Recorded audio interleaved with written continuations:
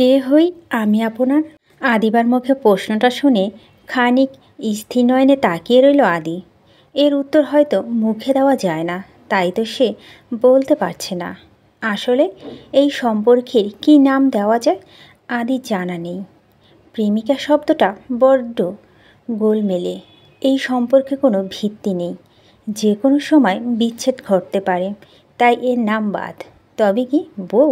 না, সে তো ছেড়ে যেতে পারে। তাহলে কী নাম দেওয়া যায়? আত্মা? না, তাও দেওয়া যাবে না। মরে গেলে আত্মা ছেড়ে চলে যায়। আদিবা তো আদিকে ছেড়ে যাওয়ার অনুমতি নেই। সে কখনো আদিকে ছেড়ে যাবে না, কোনো কারণেই যাবে না। কি হলো বলুন, আমি আপনার কি হই? আদি ধ্যান ভাঙল, ভুরুদয়ে সংকুচিত করে জবাব দিল। কঠিন প্রশ্ন ভেবে চিনতে উত্তর দিতে হবে। এমন জটিল প্রশ্ন উত্তর হুটহাট দেওয়া যায় না। আবিদা জানত আদি এমন কিছু বলবে, তাই গায়ে মাখল না সে। গিয়ে বিছানায় বসে পড়ল। ভালোবাসি বলতে এত সংকোচ আপনার? এটা কেমন ভালোবাসা যা মুখ ফুটে বলা যায় না? দেখতে দেখতে বেলা গড়িয়ে গেল। সন্ধ্যা হতেই বাড়িতে একে একে মানুষজনের আগমন শুরু হলো। আবিদা ভীষণ রকমের অসহ্য লাগছে। এসবের কি সত্যি কোনো দরকার ছিল? কে কি বলল, কি ভাবলো, তাতে কি যায় আসে? আদির সব কিছুতে বাড়াবাড়ি। আদিবা বাধ্য হয়ে খাবারের ব্যবস্থা করল। খাওয়া দাওয়ার পর আদি সবাইকে বলো সে অনেক দিন পর দেশে এসেছে, তাই গ্রামে ঘুরতে এসেছে। রান্নাবান্না আর তার দেখাশোনার জন্য আদিবার সাথে নিয়ে এসেছে। আদির কথা শুনে আদিবার গা জ্বলে গেল, কিন্তু কিছু বলার সুযোগ পেল না। খাবারের পর সবাই চলে যেতে আদি এসে বলল, যাক, সব মিটে গেছে, এবার আমাকে খেতে দে। আদিবা খাবার নিয়ে রাগে গসগস করতে করতে গিয়ে উল্টো ঘুরে এখন আর কিছু করতে পারবো সোফায় শুয়ে পড়ল। রাগের কারণ আদি অজানা, তাই প্রশ্ন করল, ঘটনা কি? খেয়ে খাবারগুলো গুছিয়ে রাখবেন, আমি আর কিছু করতে পারবো না। 1 বছরের কাজ একদিনে করিয়ে দিয়েছেন, তাই এখন আর একটাও কাজ দিবেন না আমাকে। তা হয় না বুঝলাম, কিন্তু বাজারে যাওয়ার সময় কি কথা দিয়েছিলি মনে আছে? মনে থাকবে না কেন? বলেছিলাম রান্না করে খাওয়াবো, তো রান্না কি করিনি? খেয়ে উদ্ধার করুন। তা তো খাবাই বলি। আদি উঠে এসে আদিবা হাত ধরে হ্যাচকা টান তুলে নিল। কি করছেন? ছাড়ুন বলছি। কথার খেলাপ একদম মেনে নিতে পারি না, তাই মার খাওয়ার আগে উঠে চুপচাপ খেতে বস। আমি খাবো কি খাবো না তার কৈফিয়ত আপনাকে দিতে হবে। তুই কিন্তু বেশি বার বেড়ে গেছিস আদিবা, কথায় কথায় তর্ক করিস। তাহলে আমার সাথে কথা না বললেই তো হয়। ঠিক আছে, কথা বলবো না, কিন্তু এখন খেয়ে নে। খাবো না বললাম তো। ঠিক আছে, খাস না, কিন্তু আমাকে খাইয়ে দিবি বলেছিলি, খাইয়ে দে। কথাটা শুনে আদিবার চোখ বড় বড় করে তাকালো। খাইয়ে দেবো মানে কি? আপনি কি ছোট বাচ্চা যে খাইয়ে দিতে হবে? দিবি নাকি মার খাবি সেটা তো তোর সিদ্ধান্ত। আপনি সব কিছুতেই এত বাড়াবাড়ি। কথাটা শেষ করার আগেই আদি বিছানার উপর থেকে খাবারগুলো ছুঁড়ে ফেলে দিল। আদিবা হতভম্ব হয়ে গেল। কি করলেন এটা? কিছু না। আপনি খাবারগুলো ফেললেন কেন? জানি না, যাই হোক বাদ দে, রেডি হয়ে নে। মানে আমরা ফিরে যাচ্ছি। ফিরে যাব মানে? ফিরে যাওয়ার জন্য এসেছিলাম নাকি? তো সারা জীবন এখানে থাকবি ভেবে এসেছিলি? 1 থেকে 3 গুনবো, এর মধ্যে চেঞ্জ করে আসবে। আর একটাও বাড়তি কথা বলবি না। আমি যাব না, খবরদার, আমাকে জোর করবেন না। কে শুনে কার কথা? আদি এগিয়ে এসে আবিদার কোনো কথাই শুনল না, টানতে টানতে নিয়ে বেরিয়ে পড়ল। এসব কি করছেন? এভাবে কোথায় যাচ্ছেন? আরে ছাড়ুন। আদির কানে কিছুই ঢুকলো না। সে এক হাতে নিজের ব্যাগ, অন্য হাতে আদিবাকে শক্ত করে ধরে নিয়ে হাঁটতে লাগলো। স্টেশনে এসে চোখ পাকিয়ে বলল, লোকজনের সামনে একটু এদিক থেকে ওদিক করবি, ধাক্কাতে ট্রেন থেকে ফেলে দিব। সময় মতো ট্রেন চলে আসলাম। আদির টিকিট কেটে আনলো আদিবাকে জানালার সাইডে বসিয়ে দিয়ে বাইরের দিকে ছিটে নিজে বসলো। ট্রেন চলতে শুরু করেছে। আদি মুখের কথা নেই, চোখ মুখ কালো করে বসে আছে। আদিবাও কিছু বলছে না। ট্রেন একটা স্টেশনে ক্রস করার পর ট্রেন ক্যান্টিনে লোক এসে বলল, স্যার আপনাদের কিছু দিব? আদি আদিবার দিকে একবার তাকিয়ে বলল, একটা প্লেটার দিন আর 1 কাপ কফি। ওয়েটার খাবার দিয়ে যেতেই আদি প্লেটটা হাতে দিয়ে আদিবার হাতে ধরিয়ে দিল আর নিজে কফি কাপে চুমুক দিল।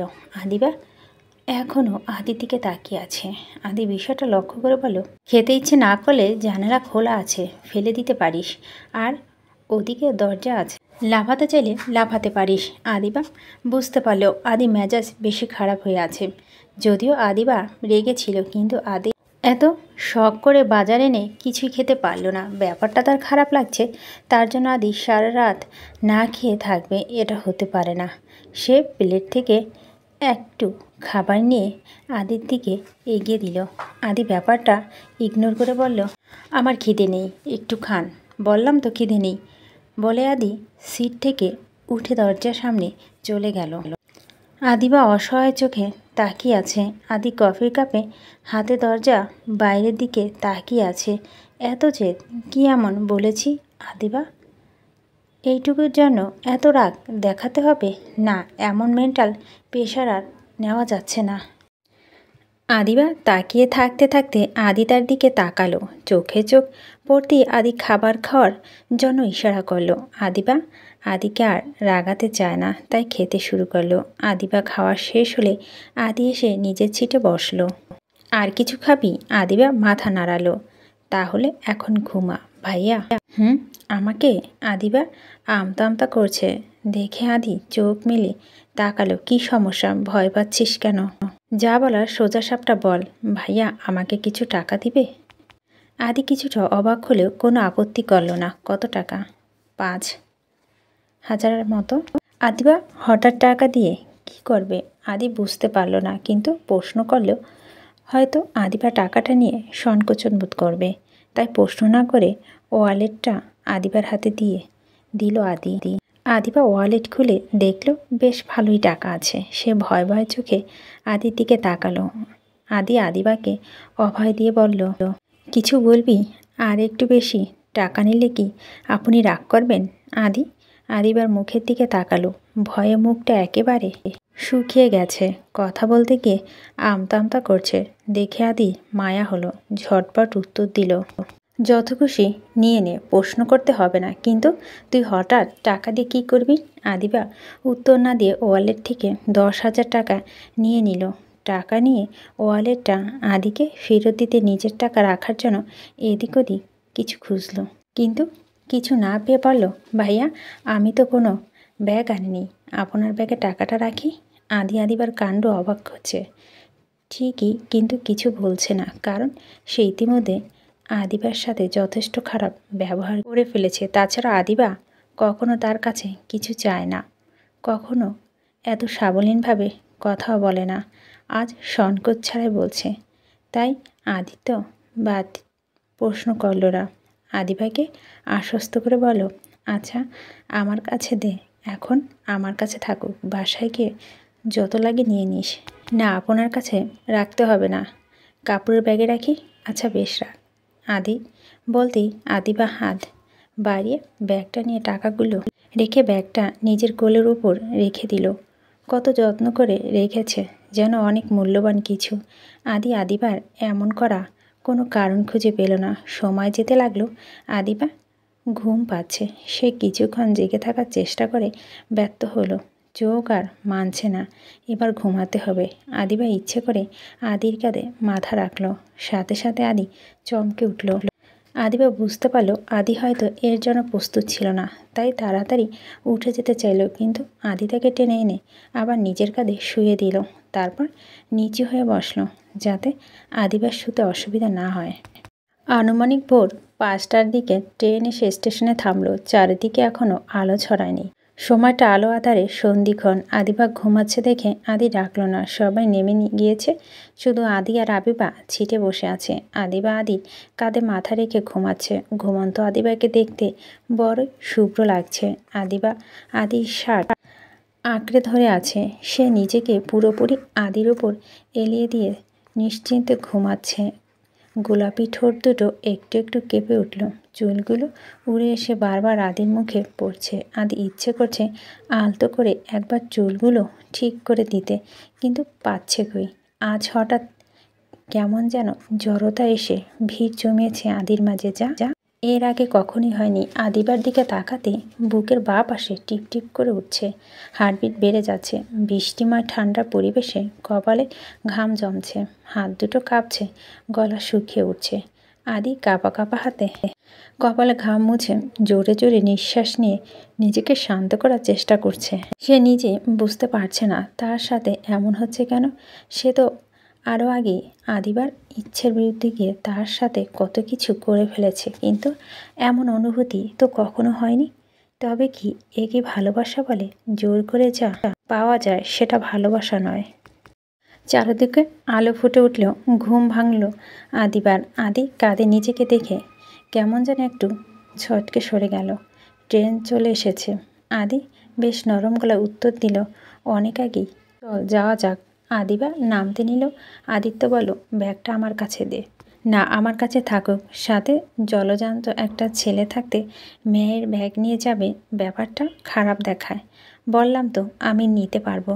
বেশ ধমক দিই কথাটা বলল আদিবা। আরে এত রেগে যাচ্ছিস কেন? যা করছি তোর ভালোর জন্যই তো করেছি। আপনি একটা বিষয় কেন বুঝতে পারছেন না? আমি বড় হয়েছি ভাইয়া, আমার ভালো বোঝার দায়িত্বটা এবার আমাকেই।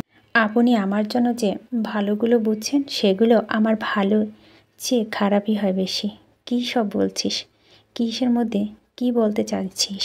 কিছুই বলতে চাচ্ছি না। আমি মুক্তি চাইছি আপনার নামক কারাগার থেকে। আমায় মুক্তি দিন প্লিজ। যদিও আদি আজ আদিবার প্রতি সন্তুষ্ট ছিল, কিন্তু এই কথাটা বলতে দেরি হলে থাপ্পড় মারতে দেরি হলো না। আদি সজোরে আদিবার গালে থাপ্পড় বসিয়েছে। না, আদিবা তাতে কাঁদেনি, জ্বলন্ত চোখে তাকিয়ে আছে। আদির চোখে বন্ধ করে লম্বা নিঃশ্বাস নিজেকে নিয়ন্ত্রণ করার চেষ্টা করলো। তারপর শান্ত গলায় বলল, আদিবা তুই জানিস আমি রাগ কন্ট্রোল করতে পারি না, তবু আমাকে কেন রাগাস? চল বাসায় চল, যা বলার বাসায় গিয়ে বলবি। আদিবা কোনো উত্তর না দিয়ে আদি কিছু বুঝে ওঠার আগেই আদিবা আদির ব্যাগ থেকে ছুরিটা বের করে নিল। আদি কিছুটা অবাক হয়ে ভুরু কুচকে তাকালো। কি করবি? আমায় মারবি? না, আপনাকে মারতে যাব কেন? আপনার সাথে আমার কিসের শত্রুতা? তাহলে ছুরি দিয়ে কী করবি? আমি আর এই বাসায় ফিরবো না। বাড়াবাড়িটা এবার বেশি হয়ে যাচ্ছে বলে আদি আদিবার দিকে এগিয়ে গেল। খবরদার আমার কাছে আসবেন না। তোর কি মনে হয় তোর হাতের ছুরি আমি ভয় পাই? চুপচাপ বাসায় চল। বাড়াবাড়ি করবি তো হাত পা ভেঙে বাসায় ফেলে রাখবো। ভাইয়া আপনাকে সাবধান করছি, আমার পিছন পিছন আসবেন না। আসলে কি করবি? আমি আপনার হাতের পুতুল নয় যে যখন যা ইচ্ছে করবেন আমার সাথে। আপনাদের অত্যাচার আর মেনে নিতে পারছি না। আজ হয় আমাকে এখান থেকে যেতে দিবেন, অথবা আমি নিজেকে শেষ করে দিব। আদিবার কথা শুনে থমকে গেল আদি। আদিবা এমন কিছু বলবে তার মাথায় ছিল না। সে ভুরু কুচকে বলল, আদিবা এসব মানে কি?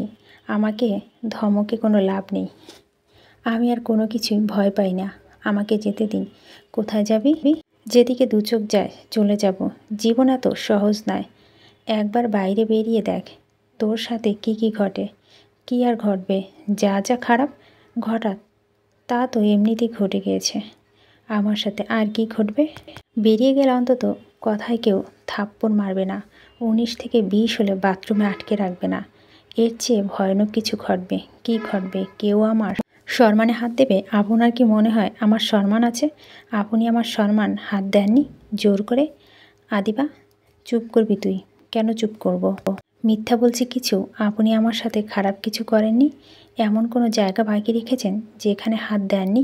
আদিবা গলা নিচু করছে। কেন? চেঁচিয়ে বলুন। যা করেছেন বেশ করেছেন। আপনার চোখে তো নিজেই অন্যায় কোনোদিনও করেনি। মানছি যা করেছি ভুল করেছি, তাই বলে আমি তোকে টাচ করা আর অন্যদের টাচ করা এক কথা? এক কথা হবে কেন? আপনি আমার স্বামী। কেন করলেন এমন?